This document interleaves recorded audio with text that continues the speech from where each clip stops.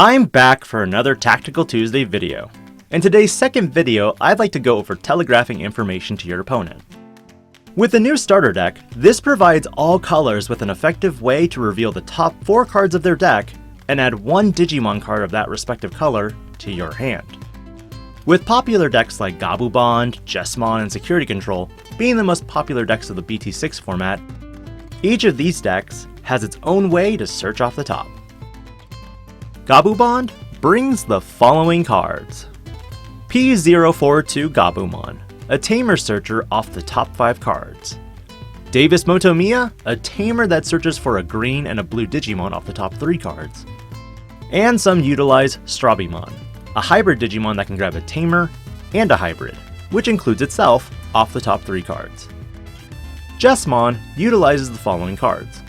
Huckmon, a Digimon that searches for 2 Digimon with Huckmon, Jessamon, or Sistermon in their names from the top 5 cards, while some utilize BT5 Agumon for the search for a Greymon and or a Digimon with Omnimon in its name off the top 3. While Security Control can abuse Reinforcing Memory Boost when hard played to reveal the top 2 cards, add 1 to hand, and add 1 to Security. When playing cards that reveal multiple cards from the top of your deck and adding 1, not only are you finding pieces for your plays, but you're also telegraphing to your opponent important information. For example, in Gabumon decks, you may be missing that Matt Ishida that's important to start your plays. And look, there's a P042 Gabumon sitting in your hand, so you opt to play it for the 3 memory to do some digging.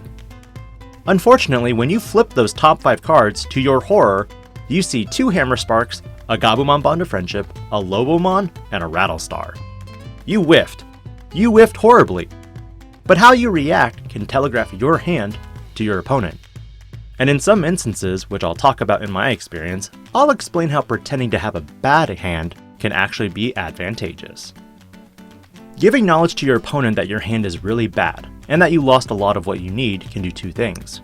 1, they drop their guard, or 2, it forces you to outpace them.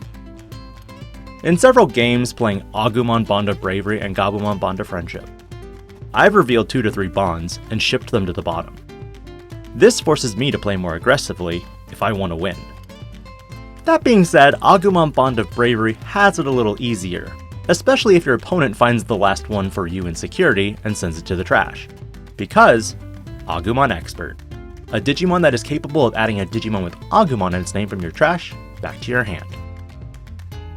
Now, one of my funniest moments in the tournament was in Evo Cup Carta Magica. I was playing Green Nidhogg OTK at the time, and playing against D-Brigade Rush. I had lost game 1, but wanted to try something a little different. I raised an egg, evoed an Argomon for 0, and then slammed an 8-cost Cherrymon onto the field to set up for a wall. To my opponent, they could take it as I bricked really bad. The honest answer was, I actually had a Weedmon, Blossomon, and Nidhoggmon in hand already.